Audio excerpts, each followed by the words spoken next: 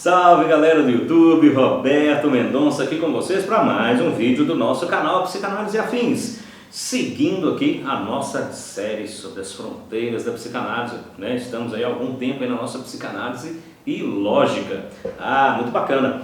Semana passada a gente fez ali algumas aproximações e algumas distinções entre o Freud e o Aristóteles, né? Quando a gente falava das características do sistema inconsciente do Freud e se isso aproximava ou não do Aristóteles ali com suas leis lógicas aí do correto pensar, né? As leis lógicas do pensamento, os três grandes princípios que a gente tinha lá desde a lógica clássica, a lógica antiga.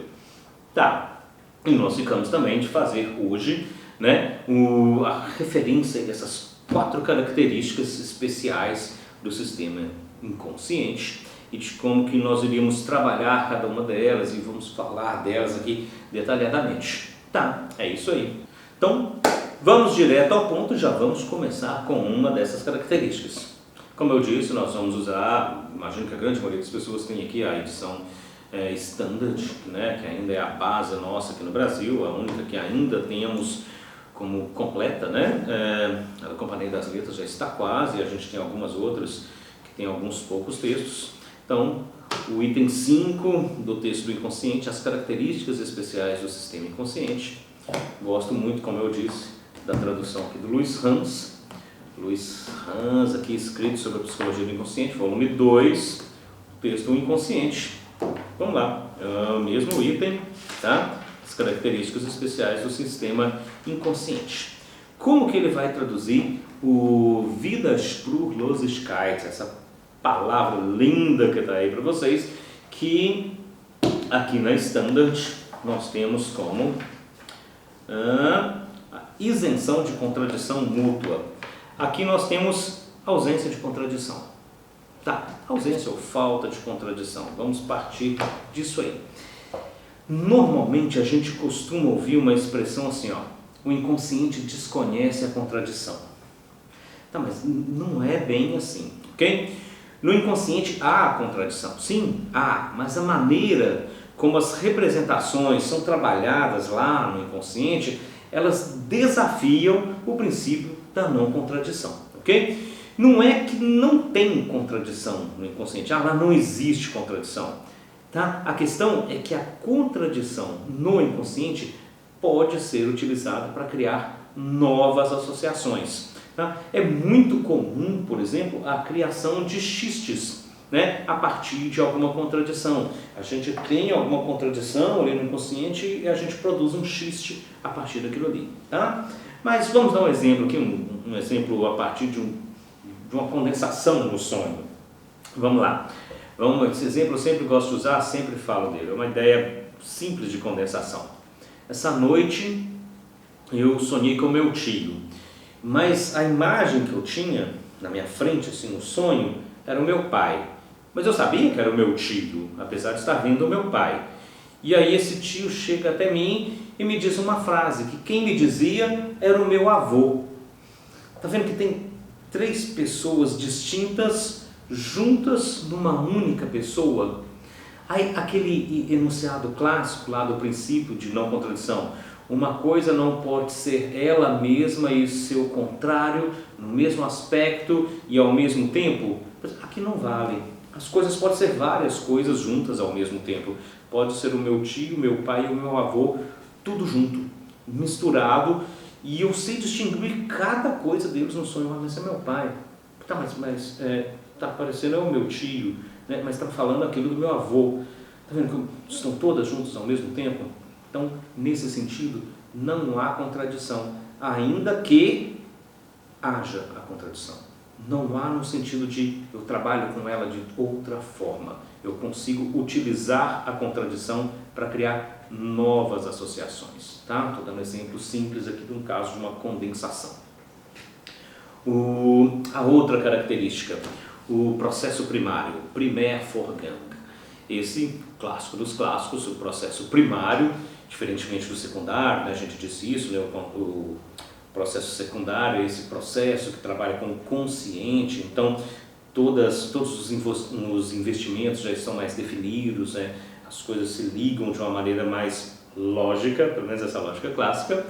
No processo primário é um pouco diferente, né? Há uma liberdade associativa entre as representações, né? São investimentos de energia que estão livres para passar de uma para outra, ou, né, seria o caso do deslocamento, ou mesmo para se juntarem todas em uma representação só, numa condensação, o exemplo que a gente deu aí anteriormente aí do tio e tudo mais. Como a gente tinha dado um exemplo de condensação, né, no exemplo anterior sobre a não contradição, agora vamos dar um exemplo então de deslocamento, tá? É uma coisa fácil da gente ver e que também acontece muito com os nossos pensamentos, com os nossos sonhos e com nossas produções inconscientes. É muito comum que a gente desloque a energia de algo, né, esse investimento de energia que a gente tem, de algo importante para algo sem importância. E com isso a gente vence a barreira do recalque, a coisa consegue chegar ao nosso sonho. Vamos lá, um exemplo bobo aqui. Eu briguei com a minha esposa ontem. E aí foi uma briga assim, você sabe, né? A última palavra sempre minha, sim senhora. Eu não posso, né, questionar muitas coisas, então eu não podia bancar ali uma discussão com ela mesmo durante o dia. Eu fiquei caladinho para não criar confusão. À noite eu vou e sonho a realização de um desejo. Eu sonho que eu estou brigando com uma outra mulher, por exemplo, na rua, que eu não conheço, que não teria uma importância para mim e que se eu discutisse com essa pessoa, tanto faz, e à noite eu vou e brigo com essa pessoa. Tá vendo? Eu desloquei toda aquela energia de uma pessoa que era importante para mim, a minha esposa, para uma pessoa desconhecida, que não era importante para mim. E aí eu consegui encaminhar aquela energia, deixar essa energia fluir livremente. Ok? Esse é um exemplo aí do deslocamento, de uma outra forma dessas associações caminharem. É a mesma questão, eu estava brigando com a minha esposa, realizei esse desejo, satisfiz o meu desejo, né? Realizei esse desejo no sonho com a pessoa sem importância que eu não conhecia. Ok? Próxima característica, a atemporalidade. Mais uma palavrinha bonita para a gente aí, a Zeitlosigkeit. Aqui na edição Standard a gente tem um probleminha de tradução, ok? Ele vai aparecer para a gente como intemporalidade ou intemporal. O inconsciente ele é intemporal. Aí a gente tem uma pequena questão.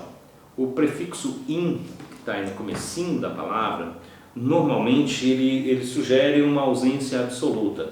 Então, se é intemporal, lá não existe o tempo, né? Se o inconsciente fosse intemporal, não existiria o tempo no inconsciente. E isso nos leva a uma outra questão, que é uma das coisas que a gente também ouve, né? O inconsciente desconhece o tempo, no inconsciente não há o tempo. Não é bem assim. Pensem comigo, a gente não tem 3 tempos do recalque. Recalque primário, o original, né, ancestral, recalque propriamente dito, o recalque secundário e o retorno do recalcado. Estão ocorrendo em tempos diferentes, não são 3 tempos do recalque? Sim, então existe o tempo. E talvez só não seja trabalhado dessa forma cronológica como a gente trabalha no consciente. Tá. Por isso que eu prefiro esse prefixo atemporal, porque o ele é uma negação, mas não uma negação absoluta. Tá? Então tem muito mais a ver com essa ideia de existe o tempo, mas a gente não trabalha com ele aí de uma maneira cronológica.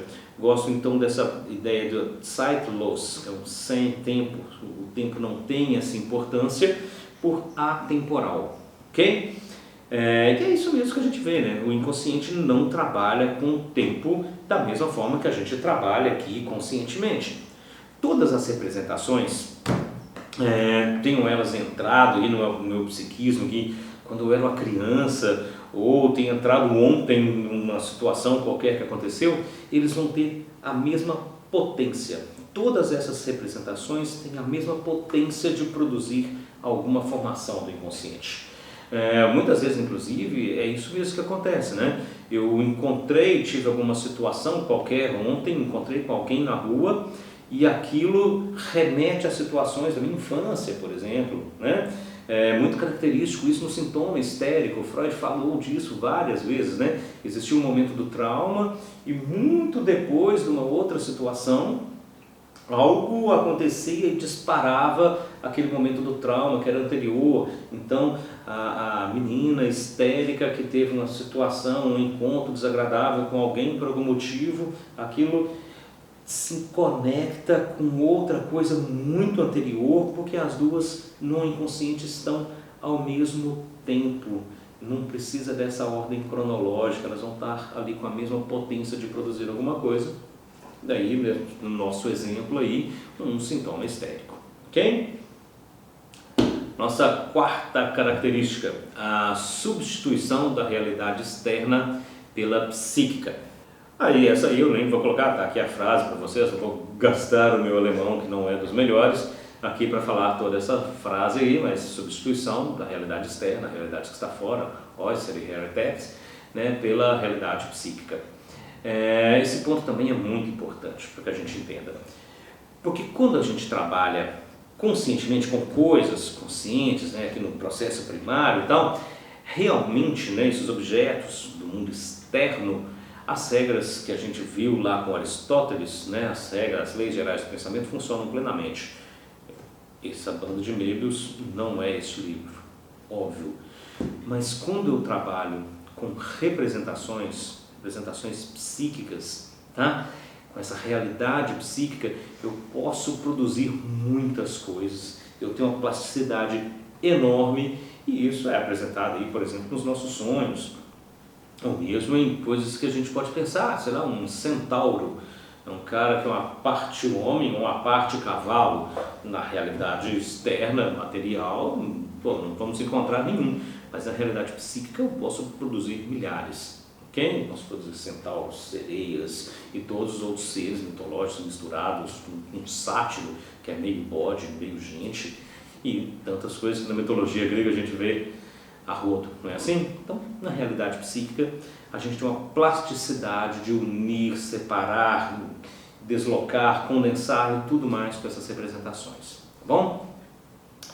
Uma coisa que a gente tem que pensar é que essas 4 características, elas trabalham em conjunto.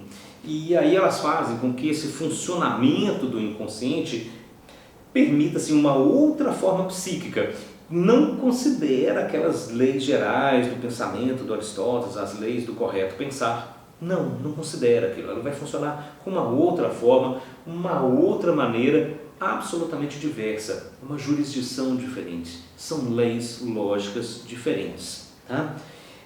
A gente tem que pensar que isso em Freud não é uma simples negação do consciencialismo, dessa filosofia toda que trabalha só com o consciente, mas é uma modificação para um novo sistema. É como se abrisse um novo mundo que não trabalha mais com aquelas mesmas regras e que permite a gente, a partir do momento que a gente consegue entender como isso funciona, né, entender os nossos sonhos, entender as produções dos nossos sintomas, dos nossos atos falhos, dos nossos cistes e todas essas formações do inconsciente que muitas vezes nos assustam, né? Quando a gente produz alguma coisa e diz, como o Chaves, isso me escapuliu, foi sem querer querendo, será?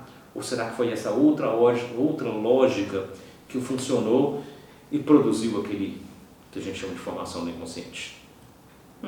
Pois é. Também uma boa pista para o entendimento disso, aqueles que estiverem interessados em buscar e ler, uma certa recusa freudiana à filosofia, entender um pouco sobre isso. Eu sugiro a vocês a leitura de um livro do Paul Laurent Assun, muito bacana, Freud, a Filosofia e os Filósofos.